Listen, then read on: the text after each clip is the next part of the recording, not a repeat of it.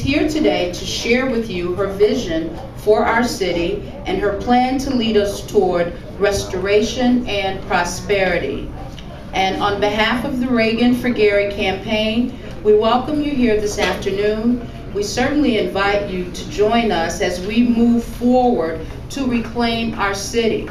So, ladies and gentlemen, without further delay, I introduce the next mayor of Gary, Indiana, Ragen Hatchett.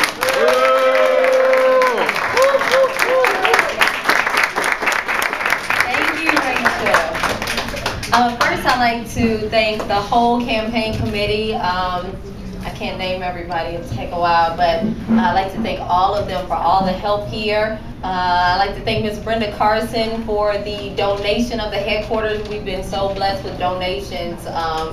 It's been very little that we've had to actually pay for so far, but we know that it's going to change very soon. But I'd like to thank them first and thank all of you all for coming out today. I really appreciate your support. So I would like to make a few comments. I will be brief, but I just wanted to talk about, I keep getting the question, why are you running for mayor of Gary? Why would you want to be mayor at this time in our city's history with the large deficit and the financial problems that we're having right now? And I tell everybody the same thing. I love Gary, and it's just as simple as that. I grew up here.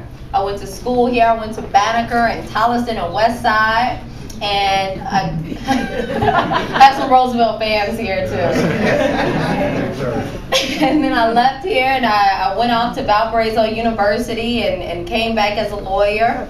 But I always knew that I was going to come back to the city of Gary. It was never any doubt in my mind.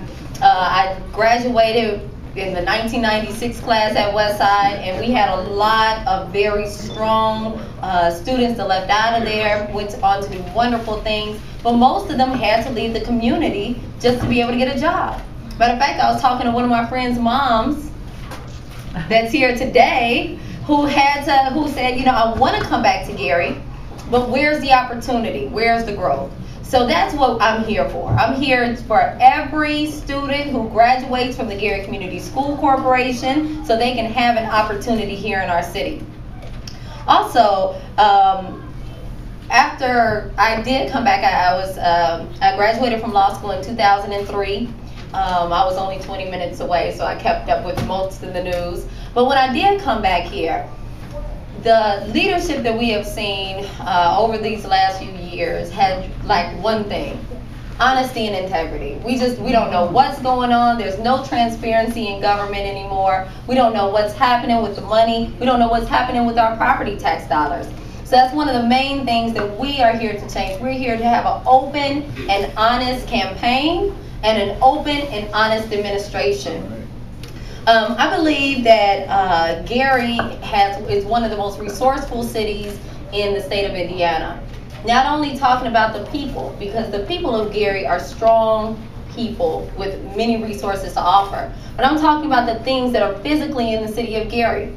We have Marquette Park, and I understand now the new Marquette plan has been put on hold until some deal has been cut. So that's one of our greatest resources here. We have a wonderful transportation system that comes straight through from Michigan all the way over to Chicago. We just have the land space. We have the opportunity for environmental growth with our National Lake Shore that sits in the city of Gary. So Gary has the resources necessary to be able to be an awesome city. Now, what are the problems? We know there are problems. We're going through Senate Bill 105 right now with the DUAB board. We have been downstate asking for a bailout, and I don't really call it a bailout because nobody's giving us the money. They're asking for the people in the city to pay more money to support the city. So we're down there asking for that kind of assistance. We know we have issues and we know we have problems. We know that the property tax base has decreased significantly over the last 10 years, and not just the base, but also the people who actually pay their property taxes to support the city. Now, what can we do about that? What is the problem with Gary and the land here? Gary has over 8,000 pieces of property that is owned by the city of Gary. So you may ask, how can we support a city when the city owns the city? We can't, and that's what's happened over the last 10 or 15 years. So many properties have been put up for tax sales, so many properties are dilapidated, We have a plan for that. We want to fix that. We want to make sure that if you have a lot by your house that has been vacant, that you are willing to keep up and maintain through just something as simple as mowing the lawn. We want to give you that piece of property. We want you to take it, we want you to have it, and we want you to maintain it. We know that it's better to give the land away so it will be maintained than try to sell this property. But also, we have to get back to the basics of our community. We've lost firemen, a significant number just in the last 6 months. We've lost our sanitary, our general service workers. We are farming everything out in the city, and what happens is the people who actually live here lose their job. So we don't want that. We want to bring the people back into the city who work for the city. We don't want them to have to leave to get a job. We want them to be able to stay here and work here.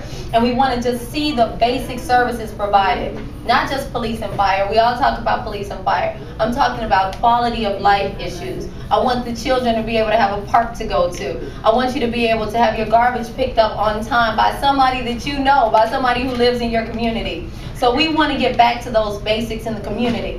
But of course, we have plans beyond that. We know that's the most important issue, but we want to also grow the city. With the cuts that we have to make right now, we know we cannot cut out of the problem. We have to do some development. We have to have some growth. So first of all, we've already created a city development plan that consists of about 20 neighborhoods. And each neighborhood has their own distinct purpose in the city of Gary. We don't want you to have to drive to go to the grocery store. We want you to be able to walk down the street. We don't want you to be able to have to drive to the school. We want you to be able to walk down the street. We want to make sure that everything that citizens here need, they have. Recreation, parks, the Hudson Campbell. We want to make sure it's here for you. Also, in addition to our community plan, we have an environmental plan. U.S. Steel sits on about 30 miles of our lakefront in Gary, just completely sucking it up. So we want to say, let's try to use it. Out there on that property, the city of Gary owns about 100 of those acres. We want to bring in wind turbines. I understand that Waukegan was the first city on the lake to actually put turbines in the ocean, in Lake Michigan. We want to do the same thing to offset NIPSCO bills. We want to give the energy back, and we want it to be owned by the community so the community can benefit from that power that's being produced. Also, out on Lake Michigan, where U.S. Steel sits, they're using only about half of their land now. They're at about half their capacity because of the efficiency of the new machinery. So we want to take some of that land that they have out there. We want to put solar panels out there, the large industrial size.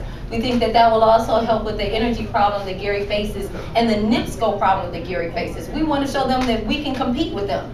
We want them to know they can't keep raising our rates because we don't have anywhere else to go. So those are two of the main things that we have to do here. Yeah. Also, out at Indiana University, they came up with the Broadway corridor and the Midtown plan.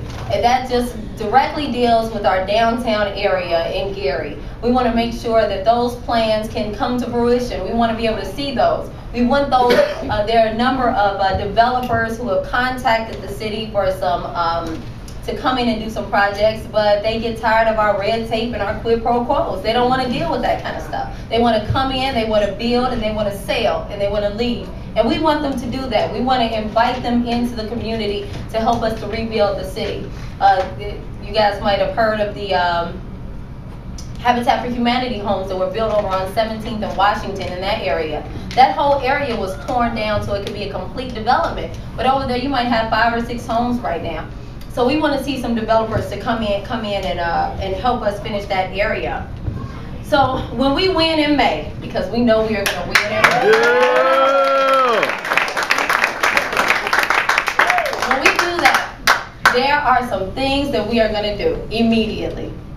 Number one, we have to get to Washington, D.C.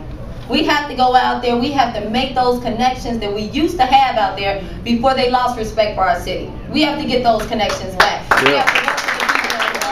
We have to work with the people, and the community development department there to bring that money back to Gary that we've lost. Secondly, we have to go down to Indianapolis. We have to talk to Mitch.